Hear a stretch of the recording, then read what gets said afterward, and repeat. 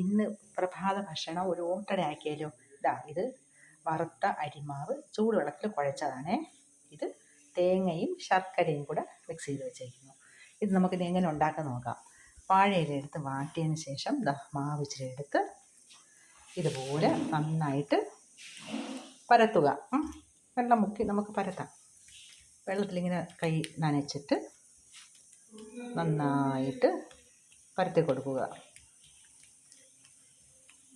അതിനുശേഷം ഈ തേങ്ങയും ശർക്കരയും കൂടെ ഫില്ലിങ് ഇതിനകത്ത് ഇങ്ങനെ ഫില്ല് ചെയ്ത് വെച്ച് കൊടുക്കുക. കണ്ടോ?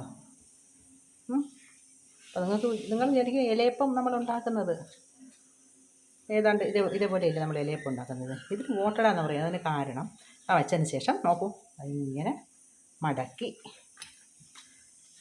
ഇങ്ങനെ റെഡിയാക്കി വെച്ചേക്കാം. ഈ സാധനം ഇരുമ്പെട്ടി അടുപ്പത്ത് വെച്ച് ചൂടായിട്ട് അതിനകത്തിട്ട് ഇങ്ങനെ തിരിച്ചും മറിച്ചും ചുട്ടെടുക്കണം. കണ്ടോ?